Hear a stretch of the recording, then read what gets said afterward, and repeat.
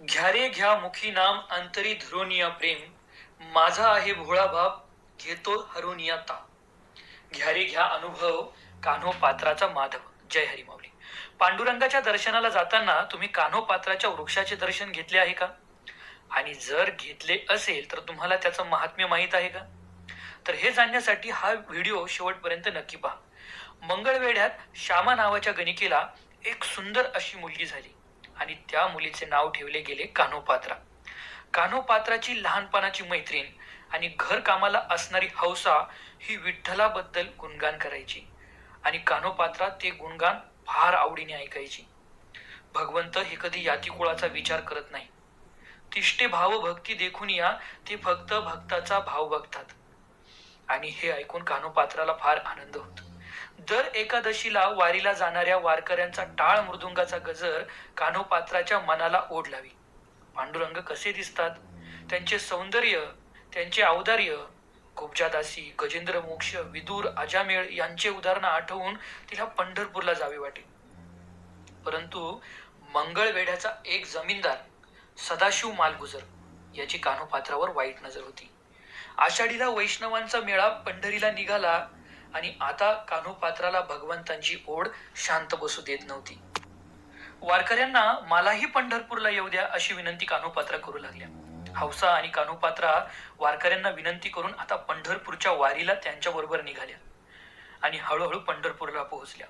पंढरीचा वास, चंद्रभागे स्नान, अनिक दर्शन विठोबाचे. आता कान्होपात्रा आणि हौसा भगवंतांच्या दर्शनाने निघाल्या. पांडुरंगाचे दर्शन घेताना कान्होपात्राने भगवंतांबद्दल आतापर्यंत खूप ऐकले होते. भगवंतांचे सौंदर्य, कंदर्प कोटी कमनीय विशेष शोभम, की कोट्यावधी कामदेवांपेक्षाही भगवंत खूप सुंदर दिसतात.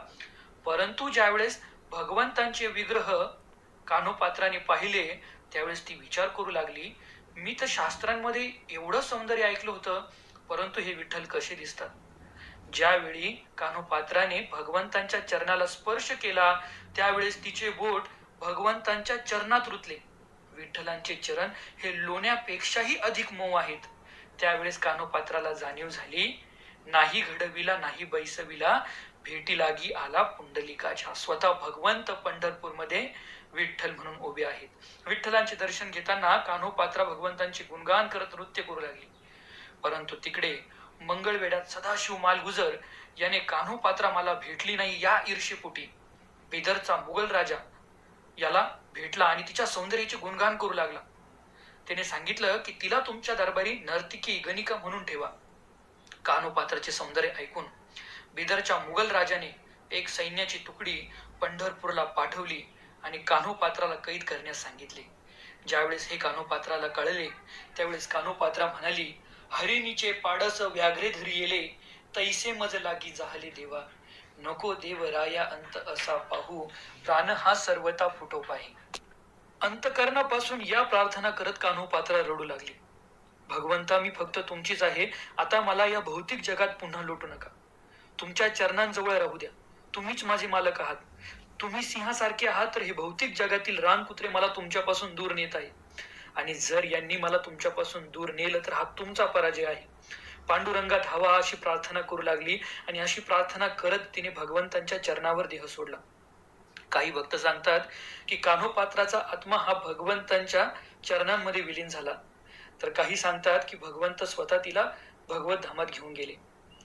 काही भक्त असे देखील सांगतात की कान्होपात्राचे रुदन ऐकून चंद्रभागा माईला पूर आला आणि त्यामध्ये सर्व सैनिक मारले गेले. भगवान विठ्ठल आपल्या निज भक्तांच्या स्वप्नामध्ये येऊन दृष्टांत देतात की कान्होपात्राची समाधी ही माझ्या मंदिरातच बनवा. आणि म्हणून मंदिरातील दक्षिण भागात त्या ठिकाणी भक्त कान्होपात्राची समाधी बनवतात आणि दुसऱ्या दिवशी त्या ठिकाणी सुंदर असं एक वृक्ष उगवतं आणि त्या वृक्षाला आज कान्होपात्राचे वृक्ष असं म्हटलं जातं. तर भगवंतांच्या दर्शनाला जाण्यापूर्वी आपण या थोर वैष्णवींचे आशीर्वाद नक्कीच घेतले पाहिजे. त्यांच्या इतकी 1% जरी आपण प्रार्थना भगवंतांना करू शकलो तर नक्कीच त्या ठिकाणी भगवान विठ्ठल प्रसन्न होतील. आणि म्हणून आपण प्रार्थना करू, हरे कृष्ण कृष्ण कृष्ण हरे हरे, हरे राम